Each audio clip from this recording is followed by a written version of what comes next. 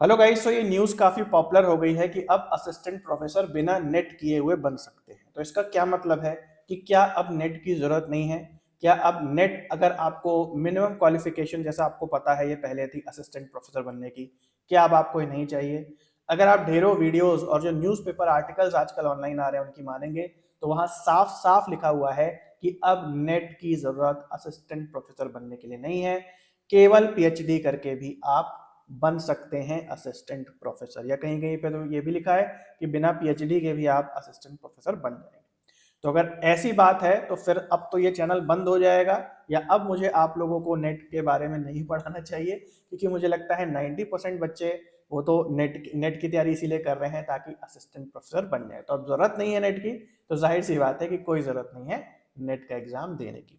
लेकिन यहाँ पे कुछ ट्विस्ट है, ये पूरी सच्चाई नहीं है। हालांकि ये बात सच है कि ऐसा न्यूज़पेपर्स में आया है, और मैं कोई न्यूज़पेपर कटिंग आपको नहीं दिखाऊंगा क्योंकि वो कुछ भी उसमें हो सकता है, उसमें ऑथेंटिसिटी नहीं होती है। मैं आपको सीधे उस ड्राफ्ट पे ले चलूंगा और मैंने सारी लाइंस मार्क कर ली हैं। वर्ड बाय वर्ड मैं आप लोगों को बताऊंगा जो इंपॉर्टेंट चीजें हैं, टू द पॉइंट तरीके से, कि भाई ये क्या बदलाव जो है वो आने वाले हैं। जी हाँ, आए नहीं है, ऐसा क्लेम किया जा रहा है कि आ ही गए, आए नहीं है। ये एक ड्राफ्ट आप समझ सकते हो, और कुछ ही महीनों में ड्राफ्ट पारित हो जाएगा। चांसेस है कि ये सेम चीजें लागू हो जाए, लेकिन फिर भी इस ड्राफ्ट को हम एक्चुअली समझते हैं कि क्या नए संशोधन आए हैं। कुछ नई चीजें जो है वो आपके लिए वाकई बहुत हेल्पफुल हैं इसके अंदर, और जो भी बात है कि नेट जरूरी है या नहीं है, इसके बारे में भी हम बात करेंगे और समझेंगे कि क्या कंडीशंस लिखी हुई हैं। तो ये जो ड्राफ्ट है ये क्या है? ये है मिनिमम क्वालिफिकेशन के बारे में, अपॉइंटमेंट और प्रमोशन टीचर के या एकेडमिक स्टाफ के यूनिवर्सिटी में, और हायर स्टैंडर्ड जो है हायर एजुकेशन के, उनको मेंटेन करने के लिए। ये 2025 में आ रहे हैं, और इस ड्राफ्ट में ही यहाँ पे लिखा हुआ है कि जो लास्ट हमारे यूजीसी रेगुलेशंस आए थे वो 2018 में आए थे, तो उनको और संशोधित किया जा रहा है और रिफाइन किया जा रहा है। आगे बढ़ते हैं, बहुत आगे बढ़ने पे कुछ इंपॉर्टेंट पॉइंट्स मिलेंगे, बाकी सब कुछ काम का नहीं है। यहाँ पे आप देख सकते हैं पेज नंबर 4 पे कुछ जनरल कंडीशंस दी हुई हैं रिक्रूटमेंट एंड प्रमोशन की, ये लागू हो जाती हैं तो आपके लिए ये थोड़ा फायदेमंद हो सकता है, तो ध्यान से समझिए। सबसे पहले यहाँ लिखा है कि जो भी डायरेक्ट रिक्रूटमेंट होगी प्रोफेसर्स की पोस्ट के लिए, वो मेरिट बेस्ड होगी। मतलब आपने जो काम करा, रिसर्च में क्या काम किया है ना, कौन से पब्लिकेशन किया, कौन सा कंट्रीब्यूशन किया, उसके बेसिस पे, प्लस ऑल इंडिया एडवर्टीजमेंट, यानी कि एक एडवर्टीजमेंट प्रकाशित होगा और उसमें कोई भी अप्लाई कर सकता है। तो अच्छी बात है अगर ऐसा होता है। अच्छा, इसके बाद सब्जेक्ट को लेके बहुत ही मेन चेंज होने वाला है यहाँ पे। तो आप देख सकते हैं यहाँ लिखा है कि अगर आपने ग्रेजुएशन किया हुआ है, और ये 4 साल के ग्रेजुएशन के बारे में लिखा है। मान लीजिए ग्रेजुएशन आपने किसी सब्जेक्ट से किया है, फिर मान लीजिए आपने पोस्ट ग्रेजुएशन में अपना सब्जेक्ट बदल लिया, या मान लो सेम ही सब्जेक्ट से किया, लेकिन क्या हुआ कि जब आपने पीएचडी करा तो पीएचडी में आपका सब्जेक्ट बदल गया, है ना। किसी भी मोड़ पे अगर आपका सब्जेक्ट बदला है, तो जब आप जो असिस्टेंट प्रोफेसर की अपॉइंटमेंट होगी उसमें आपका पीएचडी का सब्जेक्ट कंसीडर किया जाएगा। तो एक ये छोटी सी बात है कि सब्जेक्ट जो है आपका, अगर पीएचडी के थ्रू आप असिस्टेंट प्रोफेसर बनते हैं तो पीएचडी का सब्जेक्ट कंसीडर किया जाएगा। दूसरी और ये भी कंडीशन दी हुई है कि अगर मान लीजिए आपने अंडर ग्रेजुएट किया है, पोस्ट ग्रेजुएट किया है, और उसके बाद मान लीजिए आपने नेट का पेपर दिया है किसी दूसरे सब्जेक्ट से, तो इस कंडीशन में अगर आप अप्लाई करते हैं असिस्टेंट प्रोफेसर के लिए, तो आपका जो नेट का सब्जेक्ट होगा उसको, उसमें ही आप असिस्टेंट प्रोफेसर की पोस्ट के लिए अप्लाई कर पाओगे, है ना। तो भाई अगर नेट खत्म हो रहा होता, एकदम से खत्म हो रहा होता, तो ये लाइन यहां नहीं होती ना। तो मतलब एक तरीके से दो राउट है, पीएचडी के थ्रू भी आप असिस्टेंट प्रोफेसर बन सकते हो, और नेट क्वालिफाई करके भी असिस्टेंट प्रोफेसर बन सकते हो। अभी आगे चलेंगे तो और क्लियरली इस पॉइंट को अच्छे से देखेंगे, है ना। तो बेसिकली यहाँ पे ये निकल करके आ रहा है कि जैसे बहुत बच्चे पूछते हैं कि भाई हमारा सब्जेक्ट कुछ और है, क्या हम नेट में कोई और सब्जेक्ट ले सकते हैं? तो इस बार ऐसा लगता है कि हो सकता है ये चीज आप लोगों के लिए या कुछ सब्जेक्ट्स के बच्चों के लिए ये चीज अलाउड हो जाए। किन किन सब्जेक्ट्स के लिए होगी? क्या 3 ईयर अंडर ग्रेजुएट में भी ये चीज हो पाएगी, या 4 ईयर अंडर ग्रेजुएट होना चाहिए? ये अभी हम देखेंगे जब ड्राफ्ट फाइनली आ जाएगा, तो सब कुछ बाकायदा जो नई चीजें होंगी ना, यूजीसी नेट की जो ऑफिशियल वेबसाइट है उस पे आ जाएंगी, है ना, लिख के आ जाएंगे एलिजिबिलिटी क्राइटेरिया में। लेकिन फिलहाल अभी अगर ये चीज हो जाती है तो आप लोगों के लिए बहुत बेनिफिट वाला है, कि अगर आपका पीजी में सब्जेक्ट कोई और है या आपने यूजी में कोई और सब्जेक्ट लिया है, फिर भी नेट में आप सब्जेक्ट बदल के अपना स्ट्रीम चेंज कर पाएंगे। बट फिलहाल देखते हैं कि इसके बारे में क्या होता है।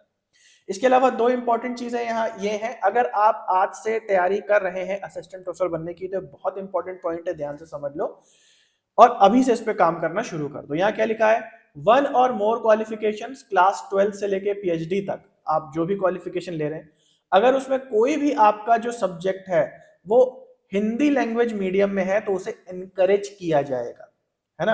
अगर आपके हिंदी मीडियम ही रहा है तो बहुत अच्छी बात है, लेकिन अगर आप थ्रू आउट इंग्लिश मीडियम पढ़ते हुए आ रहे हैं और इस समय आप पीजी कर रहे हैं, यूजी कर रहे हैं या पीजी कर चुके हैं, अगर आप पीएचडी में भी कोई एक सब्जेक्ट अपना इंडियन लैंग्वेज का ले लेते हैं तो लिखा है कि उसे एनकरेज किया जाएगा। तो ये एक बहुत ही इंपॉर्टेंट पॉइंट है, अगर लागू होता है तो इसे दिमाग में रखना और उस हिसाब से जो कोर्स वगैरह आपको लेने हैं उनका चयन करना। दूसरी चीज, publication of book chapters and book in Indian languages में भी एनकरेज, यानी कि भाई आप आगे जाकर के अगर रिसर्च के फील्ड में भी काम करते हो तो कोशिश करना एक आध चीज इंडियन लैंग्वेज में भी कंट्रीब्यूट करो, तो वो भी एनकरेज किया जाएगा और उससे आपकी मेरिट बढ़ जाएगी। तो ये चीज का भी ध्यान रखना। इसके अलावा नोटेबल कंट्रीब्यूशंस क्या क्या हो सकते हैं उसके बारे में पॉइंट नंबर 3.8 में लिखा है। 3.8 नंबर को याद रखना, अभी इसके बारे में हम आगे और चर्चा करेंगे। तो कहां कहां कंट्रीब्यूशन को आपको एज एक्सपीरियंस जो है माना जाएगा जब आप जॉब के लिए असिस्टेंट या एसोसिएट प्रोफेसर की जॉब के लिए अप्लाई करेंगे। तो यहाँ पे चीजें लिखी हुई हैं कि रिसर्च वर्क आपने लैब में किया है ना, रिसर्च फंडिंग वगैरह पे आपने काम किया है और मूक वगैरह में आपने चैप्टर्स वगैरह डिजिटल कंटेंट बनाए, तो बहुत सारी चीजें हैं वो आप लोग आराम से पढ़ लेना।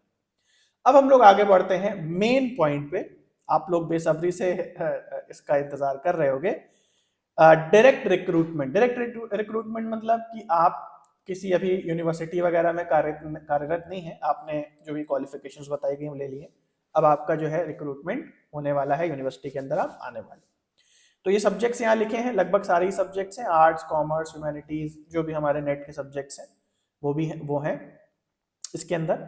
तो भाई सबसे पहले आप, जाहिर सी बात है कि आप एकेडमिक लेवल 10 जो बेसिक लेवल होता है उस पर आप असिस्टेंट प्रोफेसर के लिए अप्लाई करोगे। तो ये ही मेन मुद्दा है जिसके ऊपर सारी कंफ्यूजन छिड़ी हुई है और इनको जरा ध्यान से अच्छे से देख लो, मैंने मार्क भी कर दिया है ना। सबसे पहले यहाँ पे ध्यान दो, 2 और लगे हैं, यानी कि असिस्टेंट प्रोफेसर बनने की अब 3 कंडीशन है ना। पहले क्या होता था कि एक ही कंडीशन थी ज्यादातर समय कि हाँ भाई आपको जो है पोस्ट ग्रेजुएशन में 55% आपके मार्क्स आएंगे, आप नेट करेंगे, नेट करने के बाद आपकी मिनिमम एलिजिबिलिटी बनेगी असिस्टेंट प्रोफेसर के लिए अप्लाई करने के लिए। बट अब यहाँ पे 3 चीजें आ गई, इन तीनों को ध्यान से समझना, तो इससे आपको समझ में आ जाएगा कि इस न्यूज में कितनी सच्चाई है कि बिना नेट के ही अब हम बन सकते हैं असिस्टेंट प्रोफेसर। तो 3 यहाँ पे कंडीशंस हैं, पहली दूसरी तीसरी। सबसे पहले हम पहली कंडीशन को देखते हैं। कह रहा है कि अगर आपके पास यूजी डिग्री है यानी कि अंडर ग्रेजुएट डिग्री है जिसमें 75% मिनिमम मार्क्स हैं और ये यूजी डिग्री लेवल 6 वाली है, तो लेवल 6 एनसीआरएफ हायर एजुकेशन का कंसेप्ट है और लेवल 6 को आप ऐसे समझ लो ये 4 साल की अंडर ग्रेजुएट डिग्री को आप कहते हैं कि हमारा जो क्रेडिट स्कोर है वो 6 तक चला गया एनसीआरएफ के साथ, जो नई एजुकेशन पॉलिसी आई है उसके हिसाब से।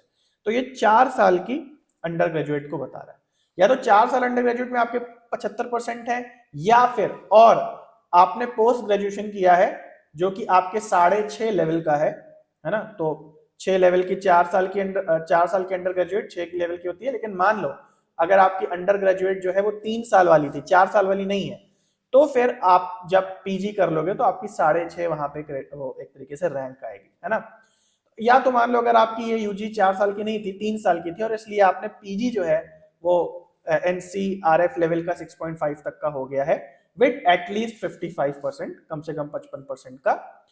और इसके साथ अगर आपके पास पीएचडी डिग्री है जो कि लेवल 8 पे आती है ना, तो कुल मिला के वही बात है, अगर आप यूजी का पॉइंट भी हटा दो तो वही बात है कि अगर आपके पास पीजी डिग्री है 55% पे और अगर आपने पीएचडी किया हुआ है साथ में, तो आप एलिजिबल हैं असिस्टेंट प्रोफेसर बनने के लिए। अब आपके माइंड में थोड़ी सी जो है खुशी आ रही होगी, आंखों में चमक आ रही होगी, कह रहे हाँ भाई ये तो बात सही है, अगर ये ड्राफ्ट लागू हो जाता है तो ऐसा हो जाएगा। जी हाँ हो जाएगा, लेकिन अभी आगे कहानी में थोड़ा ट्विस्ट है, पूरा समझेंगे तो समझ में आ जाएगा। दूसरी कंडीशन क्या लिखी है इस पे चलते हैं। पीजी डिग्री होनी चाहिए 55% पे, और साथ में नेट क्वालिफाई होना चाहिए। यूजीसी नेट हो सकता है, ह्यूमैनिटीज है, सीएसआईआर नेट हो सकता है, आपका टेक्निकल है, साइंस वगैरह की फील्ड है, और भी बहुत सारे होते हैं। और आपके जो स्टेट वाइज जो भी नेट के एग्जाम एलिजिबिलिटी टेस्ट होते हैं, वो अगर आपको क्लियर है, पीजी आपका 55% है, तो भी आप असिस्टेंट प्रोफेसर की जॉब के लिए अप्लाई करने के लिए एलिजिबल हैं।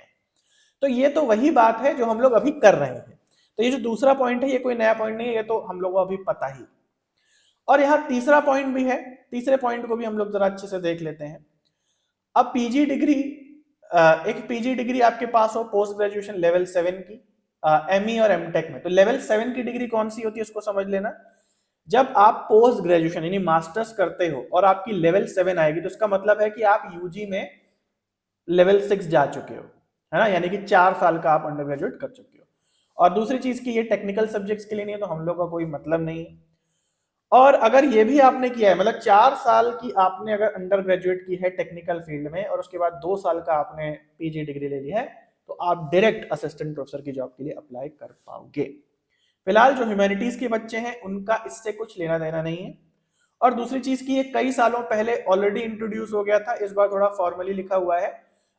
जो भी बच्चे टेक्निकल फील्ड के होते हैं ना, उनको बाहर से जॉब का बुलावा जल्दी आ जाता है, और वो सारी चीजें बस जल्दी अपनी क्वालिफिकेशन करके चले जाते हैं विदेशों में जॉब करने। तो उनको यहाँ रखने के लिए, उनको जो है डायरेक्ट एंट्री देने के लिए, प्रमोट करने के लिए कि भाई अगर आपको रिसर्च करने का मन है आप बाहर मत जाइए, आप यहीं पे रिसर्च करिए। तो टेक्निकल बच्चों के लिए है कि आपने पीजी करा, और यहाँ तो पीजी करते ही कुछ नहीं करना, पीएचडी कुछ भी नहीं करना, नेट सेट सीधे ही जा करके आप असिस्टेंट प्रोफेसर बन सकते हैं, है ना। लेकिन ये जैसा आप देख सकते हो टेक्निकल के लिए है, हम लोग टेक्निकल फील्ड वाले नहीं है, तो अगेन ये भी यहाँ से स्ट्राइक आउट हो जाता है। बचता है पहला वाला। फिर भी पहले वाले पे बहुत उम्मीद है कि हाँ भाई ये अच्छी बात है, अगर हम पीएचडी, जैसे बहुत बच्चे हैं वो ऑलरेडी पीएचडी कर रहे होंगे इस समय, तो वो भी असिस्टेंट प्रोफेसर के लिए अप्लाई कर पाएंगे। या फिर फ्यूचर में बहुत बच्चे सोच रहे होंगे कि यार नेट तो हमसे निकल नहीं रहा, एक काम करते हैं पीएचडी में एडमिशन ले लेते हैं, और पीएचडी में एडमिशन लेके भी हम जो है असिस्टेंट प्रोफेसर बन जाएंगे। तो ये एक जो सुनहरा मौका है, ये पहला पॉइंट कुछ ऐसा प्रतीत हो रहा है। अब ध्यान से समझो इसकी रियलिटी। अभी कुछ ही समय पहले आप सबको पता है यूजीसी नेट में एक बदलाव हुआ था। यूजीसी नेट अब 3 चीजों के लिए एलिजिबिलिटी डिसाइड करता है। पहले असिस्टेंट प्रोफेसर और जेआरएफ फेलोशिप की तो करता था, अब पीएचडी एंट्रेंस की भी यूजीसी नेट ही एलिजिबिलिटी डिसाइड करता है। इसका मतलब भाई कि अगर आपको पीएचडी डिग्री चाहिए, पीएचडी में एडमिशन लेना है, तो कौन सी चीज आपको क्लियर करनी होगी? वो है यूजीसी नेट। तो भाई एक बात बताओ कि अगर यूजीसी नेट तुम्हें पीएचडी से पहले करना पड़ेगा, तो इस पॉइंट का क्या मतलब है कि पीएचडी और मास्टर्स होने पे आप अप्लाई कर सकते हो असिस्टेंट प्रोफेसर के लिए? क्योंकि अब तो नेट कंपलसरी हो गया एक तरीके से, अगर आपको पीएचडी करना है। तो नेट नहीं है तो पीएचडी नहीं होगा, पीएचडी नहीं है तो फिर आप अप्लाई नहीं कर पाओगे। तो फिर ये जो पॉइंट है, ये खुद में जो यूजीसी की गाइडलाइन आ रही है नेट के लिए जो पहले सेट हुई, उसके लिए कॉन्ट्राडिक्टरी है। तो अगर आप अभी मास्टर्स किए हो, नेट की तैयारी कर रहे हो, नेट से थोड़ा हताश थे और आप सोच रहे थे कुछ तो रिलीफ मिली कि हाँ भाई आगे जाके हम पीएचडी करके चले जाएंगे असिस्टेंट प्रोफेसर बनने, तो भाई अब आगे पीएचडी में कैसे एडमिशन लोगे? क्योंकि पीएचडी के लिए भी नेट को क्वालिफाई करना, पीएचडी ओनली के लिए नेट को क्वालिफाई करना जरूरी है। मतलब एग्जाम में बैठना पड़ेगा आपको, इसका कोई एक्सेप्शन नहीं है। हाँ, आप नेट जेआरएफ नहीं क्वालिफाई कर पाए, ठीक है, पीएचडी ओनली तो भैया होना पड़ेगा ना, उसके लिए नेट में बैठना पड़ेगा, तो भाग नहीं सकते हो उससे। ओके, अच्छा, लेकिन यहाँ पे वो बच्चे जो ऑलरेडी एडमिशन ले चुके हैं, और उनके लिए तो ऑब्वियसली सुनहरा मौका है, क्योंकि भैया पीएचडी में उनका एडमिशन हो गया, नेट उनको करना नहीं पड़ा, पीएचडी लेवल का एंट्रेंस दे करके वो आ गए। अब वो सोच रहे हैं कि हाँ भाई हमारे लिए सुनहरा मौका है, अब हम अप्लाई कर सकते हैं। तो जी हाँ, आप अप्लाई कर सकते हैं, लेकिन इस बात को समझो कि अगर आप कहीं अप्लाई करना जा रहे हो, तो ऐसा तो नहीं है कि आपकी मार्कशीट को स्कैन करके आपको जॉब दे देंगे। भाई नेट का मतलब है कि आपको बेसिक जानकारी है। बहुत लोग हैं जो पीएचडी कर रहे हैं, उन्हें बेसिक जानकारी नहीं है, बहुत छोटी मोटी यूनिवर्सिटी से या आसानी से हो जाता है बहुत जगह पे एडमिशन, या प्राइवेट यूनिवर्सिटीज तो पैसे लेके एडमिशन दे देती हैं पीएचडी में। तो ऐसे केस में भी भाई नेट जो है वो एक सिंपल सा एग्जाम है जो कि आपकी नॉलेज को टेस्ट करता है। अगर आप वही नहीं क्लियर कर पा रहे हो तो क्या आपको लगता है आप असिस्टेंट प्रोफेसर के एग्जाम के लिए बैठोगे और वहां पे कर लोगे? तो कुल मिला के मामला बहुत कंफ्यूजिंग है, और सरल शब्दों में बात करूं तो ये बिल्कुल सरकारी काम बन चुका है कि इस काउंटर पे जाइए, ये काउंटर वाला कह रहा है पहले उस काउंटर पे साइन करा के आइए, जब आप इस काउंटर पे जाते हैं तो ये कहता है नहीं भाई पहले आप इस काउंटर पे साइन करा के आइए। तो ये पूरा मामला जो है एक ट्राइंगल में फंसा हुआ है। कुल मिला के इसका निष्कर्ष ये है कि नेट का पेपर तो आपको देना पड़ेगा, चाहे आप पीएचडी ओनली होने के लिए दें और पीएचडी ओनली क्वालिफाई करके आप पीएचडी को कर लें। लेकिन भाई अगर पीएचडी होने के लिए नेट दे ही रहे हो तो थोड़ी और मेहनत करके जेआरएफ ले आओ, पीएचडी करते करते फेलोशिप भी मिल जाएगी, और जब पीएचडी करते करते फेलोशिप मिल जाएगी तो आपके पास सारी चीजें हो जाएंगी, पोस्ट ग्रेजुएशन भी हो जाएगा, नेट जेआरएफ भी हो जाएगा, पीएचडी भी हो जाएगा, आपकी प्रोफाइल और अच्छी हो जाएगी। तो कुल मिला के न्यूज हेडलाइंस आपको अट्रैक्ट करने के लिए आती हैं कि हाँ भाई कोई क्लिक करेगा, देखेगा हाँ भाई नेट की जरूरत नहीं है। लेकिन मेरे भाई बात समझो, मेहनत का कोई शॉर्टकट नहीं है। मैं हमेशा कहता हूँ आपको नेट के एग्जाम में तो बैठना ही पड़ेगा, उसका कोई ऑल्टरनेटिव नहीं है। अब यहाँ तक आ गए हैं तो आप ये भी समझ लो कि एसोसिएट प्रोफेसर और प्रोफेसर बनने के लिए और सीनियर लेवल पर जाने के लिए क्या क्या एलिजिबिलिटीज लिखी हुई हैं। तो ये जितनी की हमने बात करी ये सारी तो है ही। इसके अलावा अगर आप एसोसिएट प्रोफेसर एक लेवल ऊपर जाना चाहते हो तो यहाँ पे मिनिमम 8 साल का आपका रिसर्च एक्सपीरियंस होना चाहिए और मिनिमम 8 रिसर्च पब्लिकेशन होने चाहिए अच्छे जर्नल में, और कम से कम 4 चीजों में आपने कंट्रीब्यूट किया होना चाहिए। जो 3.8 हमने ऊपर पॉइंट बताया था उसके अंदर 4 चीजों में आपने योगदान दिया होना चाहिए। इसके बाद अगर आप प्रोफेसर बनना चाहते हो और ऊपर जाना चाहते हो और मोटी कमाई और बढ़िया काम, है ना, तो प्रोफेसर बनने के लिए 8 की जगह यही चीज यहाँ पे 10 हो जाती है। अगेन रिसर्च पब्लिकेशंस भी यहाँ पे 8 की जगह 10 हो जाते हैं। इसके अलावा आपके अंडर में कम से कम एक बच्चे ने पीएचडी डिग्री ली हो, मतलब आप गाइड बने हो किसी के, सोलो सुपरवाइजर। अगर को सुपरवाइजर है तो 2 बच्चों ने पीएचडी आपके अंडर में किया होना चाहिए। सिंपल सी चीज है ना, बाकी नीचे बहुत सारी चीजें हैं वो काम की नहीं है। आई होप आपको ये पॉइंट क्लियर हो गया कि ऐसा कुछ भी नहीं है कि अब नेट पढ़ना बंद करना पड़ेगा, कान इधर से पकड़ो कान उधर से पकड़ो, बात वही है, नेट के एग्जाम में तुम्हें बैठना ही पड़ेगा। तो ये जो नोटिफिकेशन है, ये जो इतना हवा बन रहा है, ये सब इसका कोई फायदा नहीं है। मैं जनरली वीडियोस नहीं बनाता हूँ, बट क्योंकि इतनी ज़्यादा कंफ्यूजन आप में है, बच्चे व्हाट्सएप पे काफ़ी मैसेज कर रहे हैं कि प्लीज़ हमें बताएं क्या है क्या नहीं है, तो फिर मैंने सोचा कि एक वीडियो बना देता हूँ। हालांकि ये सब जो है अपडेट्स आती जाती रहती हैं, इसका आपके एग्जाम पे कोई खास फर्क नहीं पड़ेगा। तो भैया अच्छे से तैयारी करो, बढ़िया से तैयारी करो। इस बार पेपर आई हो अच्छा हुआ होगा, नहीं हुआ है तो अगले बार के लिए अभी से लग जाओ। कोई ब्रेक वगैरह थोड़ा बहुत लेके लग जाना भाई, क्योंकि फिर एक बार गाड़ी उतरती है पटरी से तो फिर उतरती चली जाती है। और इसके अलावा पेपर 1 के जो मैंने प्लेलिस्ट बनाए हैं उनको जरूर से देख लो, आप सबके लिए है यूट्यूब पे, और दिन में 2 बार प्रीवियस ईयर क्वेश्चंस की प्रैक्टिस होती है टेलीग्राम चैनल पे और व्हाट्सएप चैनल पे, जरूर से ज्वाइन कर लो। और इसके अलावा जो पेड कोर्स है वो जल्द ही अपडेट हो जाएगा। इस बार के नए क्वेश्चंस के हिसाब से नए टॉपिक्स ऐड होंगे, नए प्रीवियस ईयर क्वेश्चन सारे के सारे ऐड होंगे, और उसी तरीके से जो टेस्ट सीरीज है वो भी अपडेट हो जाएगी और नए क्वेश्चंस ऐड हो जाएंगे। ठीक है, तो कोई भी आपको जानकारी चाहिए हो कोर्स से रिलेटेड या टेस्ट सीरीज से रिलेटेड पेड वाले से, तो जरूर से चैट करें इस नंबर पे। अगर वीडियो अच्छा लगा, आपको समझ में आ गया, क्लैरिटी हो गई कि भाई ये जो नोटिफिकेशन उसको आप इग्नोर ही कर दे तो ज्यादा अच्छा है, कोई ऐसे बहुत बड़े चेंजेस नहीं है। और जो भी छोटे मोटे चेंजेस हैं सब्जेक्ट वाले जो मैंने बताए, वो जब आ जाएंगे तो भाई आपका जो प्रोस्पेक्टस आता है ना शुरुआत में, एडमिशन का बुलेटिन आता है, उसी में वो दिख जाएंगे आपको कि हाँ भाई कुछ नए चेंजेस जो है सब्जेक्ट के आ गए। तो बस आज के लिए इतना है, मिलते हैं अगले वीडियो में, तब तक के लिए सभी को बाय और टेक केयर।